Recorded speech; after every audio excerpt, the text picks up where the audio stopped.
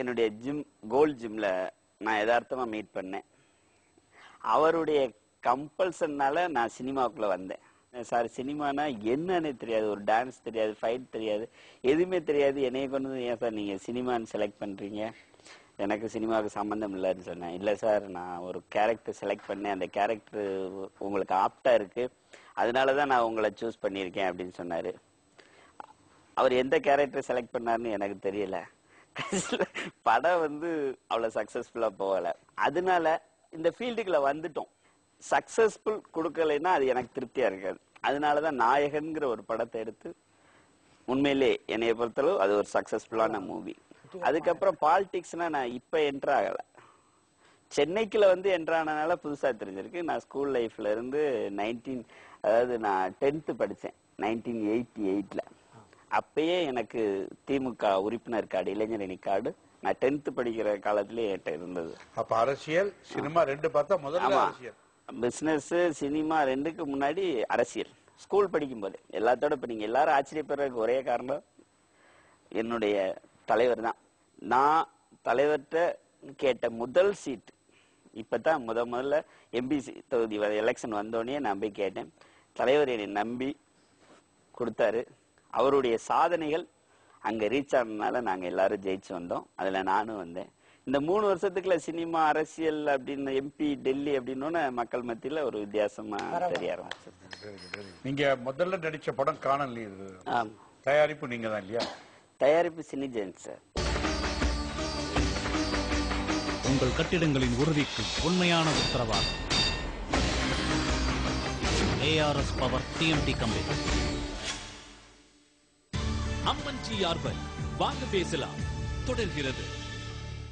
வாங்க பேசலாம் வாங்க, வளைச்சு பேசுறோம் நாங்க. வாங்க பேசலாம் வாங்க, மீண்டும் வந்து குந்துனோம் நாங்க. அம்மன் GR. நீங்க முதல்ல நடிச்ச படம் காணல் நீர், தயாரிப்பு நீங்க தான் இல்லையா? தயாரிப்பு சினிஜென் சார். சினிஜென். அவர் உங்களை இந்த கேரக்டர் நீங்க பொருத்தமா இருப்பீங்க அப்படின்னு சொல்லி உங்களை நடிக்க கூட்டு வந்தாரு. நீங்க நடிச்சு முடிச்சு படம்லாம் ரிலீஸ் ஆயிடுச்சு. அதுக்கப்புறம் அவர் சொன்ன வார்த்தை உண்மைன்னு நீங்க நம்புனீங்களா, இல்ல அவர் சும்மா சொன்னாருங்கிற எண்ணம் வந்துதா? அதாவது சார், ரஜினி சாருக்கு எப்படி பாலச்சந்தர் சாரோ அது மாதிரி சினிமானா என்னுடைய குருநாதர் சினிஜென் சார். அதுல எந்த மாற்றமும் கிடையாது. அது ஓப்பனா சொல்லப்போனா ஒரு நடிக்க தெரியாத நடிகனும் டைரக்ஷன் தெரியாத டைரக்டரும் யாரு? என்னுடைய குருநாதர் சினிஜென் சார்.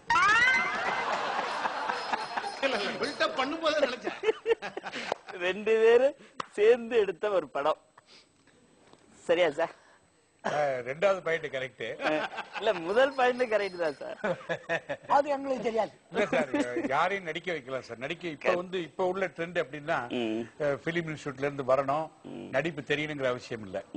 உங்களுடைய பாடி லாங்குவேஜ், உங்களுடைய ஸ்டைல பார்த்து அதுக்கு தகுந்த ஒரு கதாபாத்திரத்தை கொடுத்து உங்களை ஹிட் பண்ண வைக்கலாம். இப்ப அப்படித்தான் எல்லாரும் பண்ணிட்டு இருக்காங்க. அவரும் நிறைய முயற்சிகள் பண்ணாரு.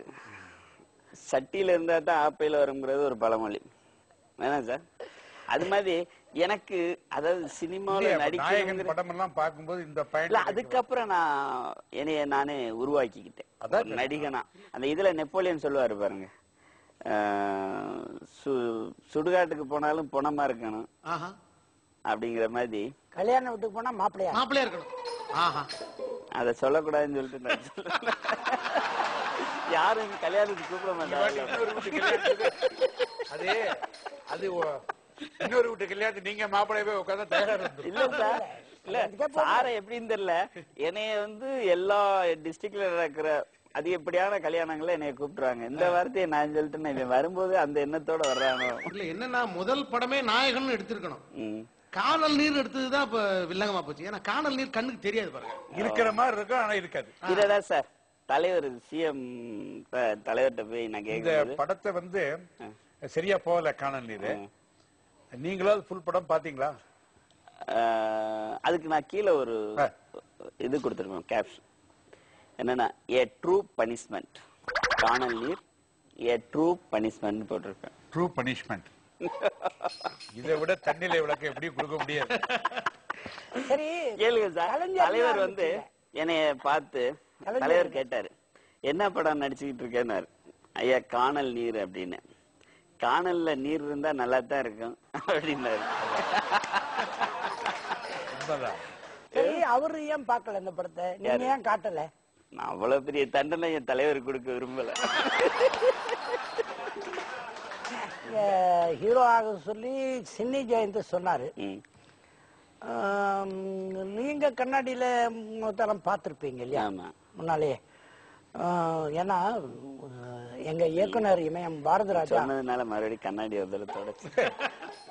இயக்குனர் இமயம் பாரதிராஜா வந்து நடிகர் திலகம் சிவாஜி கிட்ட ஏதோ பேசிக்கிட்டு இருக்கும்போது, நான் கூட நடிக்கத்தான் சினிமாவுக்கு வந்தேன் அப்படின்னு சொன்னாராம். ஏன்னா உங்க ஊர்ல கண்ணாடியா கிடையாது. யாரு? நடிகர் திலகம். இது வேடிக்கையா எங்க டைரக்டர் சொல்வார். இப்போ நீங்க ஹீரோவா ஆக்கினாரு, அவரை விட்டுருவோம். நீங்க ஹீரோவா அந்த காணல் நீர் படத்துல நீங்களே சொல்லிட்டீங்க true punishment, either for you are for others I don't know. இந்த அப்படி ஹீரோ ஆகிறதுக்கு உங்களுக்கு ஒரு இன்ஸ்பிரேஷனான ஹீரோ யார் சார்? அதாவது ஹீரோவுக்கு வந்து அழகு தேவையில்லை. ஆமா, நம்மளுக்கு கதை ஓரளவு நடிப்பு தெரிஞ்சிருக்கணும், தொழில் தெரிஞ்சிருக்கணும். அதுல வந்து முழுக்க 100% அதுல இன்வால்வ் ஆகி பண்ணணும். நான் காணல் நீர்ல சின்னி ஜெயந்த் சார் சொல்றதை காட்டிலும் எனக்கு வந்து அதுல இன்வால்வ்மெண்டே இல்லை. ஒரு ஷாட் கூட நான் வந்து ரீடேக் போனதே கிடையாது. எதுல? காணல் நீர்ல. காணல் நீர்ல. அப்ப அது சின்னி ஜெயந்த் சார்கிட்ட சொல்லிட்டேன், சார் எனக்கு உண்மையிலேயே எனக்கு என்னன்னே தெரியாது, வேணா ஃபைட் வைங்க. படத்துல ஆக்சுவலி கதைப்படி ஃபைட்டே இல்லை. 3 ஃபைட்டு நானா அதுல இன்சர்ட் பண்ணி ஃபைட்டு மட்டும் அதுல பேசப்பட்டுச்சு. அந்த ஃபைட்டுக்காக எனக்கு அவார்டு கொடுத்தாங்க சிங்கப்பூர்ல. காணல் நீர் படம் பாருங்க, அதுல ஃபைட் நல்லா இருக்கும். அந்த நீங்க இன்னும் நினைச்சாலும் பார்க்க முடியாது, ஏன்னா அந்த CD கூட போடுறதுக்கு அலோவ் பண்ணல. ஓஹோ, எவ்வளவு பாதுகாப்பா நானும் எங்க குருநாதர் இருந்திருக்கேன் பாருங்க மக்களுக்கு. அந்த படத்தை யாரும் பாத்திரக்கூடாதுங்கிறதுக்காக உச்சி பூட்டி இருக்காருன்னா பெரிய இல்ல சார். இப்ப சினிமாவுக்கு பிளாக்ல டிக்கெட் வைப்பாங்க, இல்ல ரசிகர் மன்றங்கள்ல போய் எப்படியா படத்தை ஓட்டியா அப்படின்னு சொல்லுவாங்க. நீங்க என்ன சினிமா பார்க்க போறவங்களுக்கே பணம் கொடுத்தீங்களாமே? பாருங்க பாருங்க, இந்தா போய் பாரு.